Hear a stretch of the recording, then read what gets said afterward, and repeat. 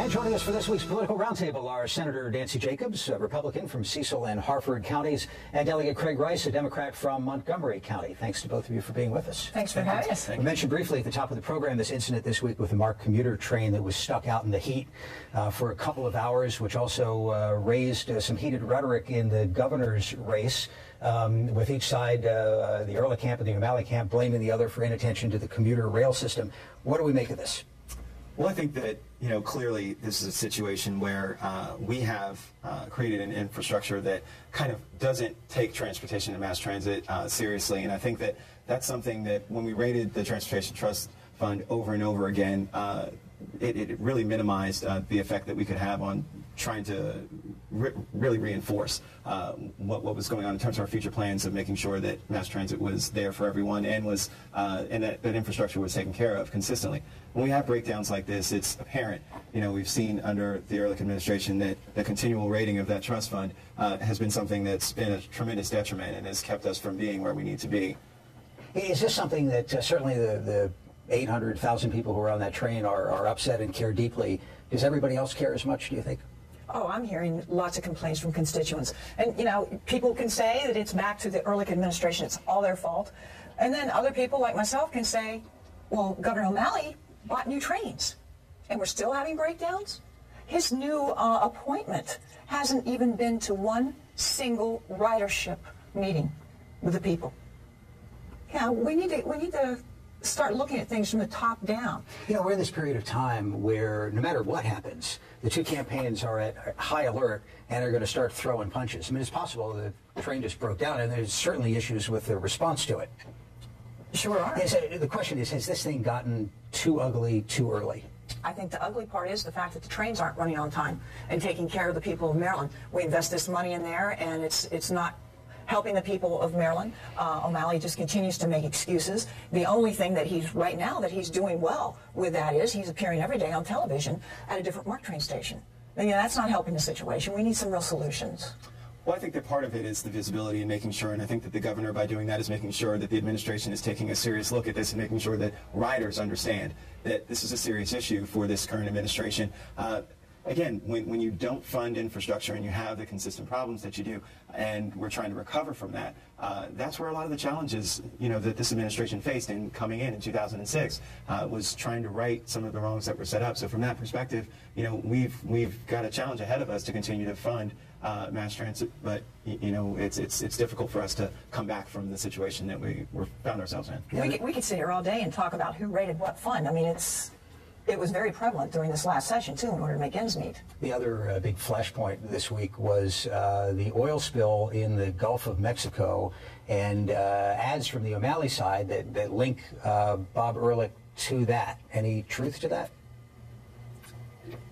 It's really one of those where, look, if a person feels as though there are some business interests, whatever the case may be, in terms of support for drilling offshore, those are some of the things that, if you're for those kinds of decisions, then you have to also be responsible when the complications come about. And I think that this is one of those situations where, look, if you push for offshore drilling and then we have an accident that comes out of that, you have to be held accountable from that perspective as well. I mean, you took a position on it. And so, while people might not agree with the affiliation, I think that, some of it's warranted. Senator? Well, by the affiliation, the whole thing is a farce.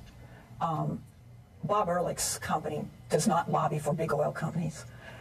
He had nothing to do with this. These are fabricated lies. A sitting governor should be talking about his accomplishments. And instead, O'Malley has come out with these ludicrous lies. I mean, nobody blamed O'Malley for the spills with the Valdez Exxon, and he takes money from Exxon. Well, if you had a good record, he would have been record, about 21 at the time, if that.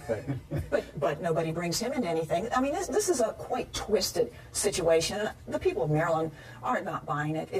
These ads are ludicrous. What does it mean? You're both running in different races this year, so you're out talking to voters. We understand the voters are in a pretty sour mood for obvious reasons with the economy. Does negative advertising play differently in a year like this? Well, the thing that is really puzzling is that a sitting governor would come out doing this instead of talking about his accomplishments. And over the last year, the poll numbers, I mean, O'Malley was ahead, and the poll numbers have closed. They are neck and neck. And so O'Malley is worried. I mean, these ads that you see are from a person who is desperate. Well, I think that while the senator certainly has her opinion, I think that it's very clear that they're trying to draw distinct lines. And I think that the governor has been able to, over the past 4 years, show a significant amount of seriousness when it came to issues that were important to the voters. And as I'm out there talking to folks and knocking on doors, finding out from them what's important to them, it's about jobs, it's about sustainable growth, and those are the kinds of things that under the O'Malley Brown administration we've seen. You know, we've seen a commitment to job creation, we've seen a commitment to building our biotech sector, we've seen a commitment to preserving the environment. Those are things that were all accomplished in this past 4 years under that administration, and I think that resonates true with the voters. Let me ask Senator Jacobs. I want to switch numerous topics for a second. Companies have left. He can't talk about that. We could spend the rest of the show on this. I want to talk about the running mate question for ex-Governor Ehrlich, which will be resolved soon enough. The filing deadline is about 11 days away. We've heard a bunch of names mentioned, including yours. Any interest? Anything you can tell us at this point? Well, I'm honored that I'm even being considered, but then I'm honored to be a friend of Bob Ehrlich. We'll know. I have not talked to the governor about this. I'm sure he's making a very measured decision. I think he needs to find somebody that matches him in some ways and is different from him in others. I believe he needs somebody that can help him put his legislative agenda of job creation and less regulation, business regulation, because we're driving businesses out of the state of Maryland. And I think he needs to find somebody that would complement those. Delegate Rice, if you were to give advice to the Ehrlich campaign on who to select as a running mate, what would you tell them? I'd actually tell them that it really doesn't matter. You know, these past 4 years have been instrumental for the O'Malley Brown campaign in terms of distinguishing themselves and where their commitments are. And again, it's that commitment to job growth. It's that commitment to making sure that our environment is preserved for years to come. And it's also about being innovative when it comes to ways to streamline our government. You know, state stat was a tremendous plus for us in helping to curb our budget woes, and I think that we'll continue to see that for the next 4 years under another O'Malley Brown administration. We haven't talked in this program about the new controversy about the state's system for paying the lodging costs for legislators who are away from their home counties and in Annapolis during the legislative session. New report in the Frederick paper this week about Delegate Joseph Bartlett of Frederick County, who had the state pay $126 a night during the session to a woman in Annapolis. But the woman in Annapolis, he now admits, was his girlfriend. Is this normal practice? It's wrong. But, you know, it happens on both sides of the aisle. I mean, we have people on both sides of the aisle who are being investigated by the FBI. You know, this is just not one side or the other. Right. This is, and I actually sit on Ways and Means with Delegate Bartlett, and it's an unfortunate situation.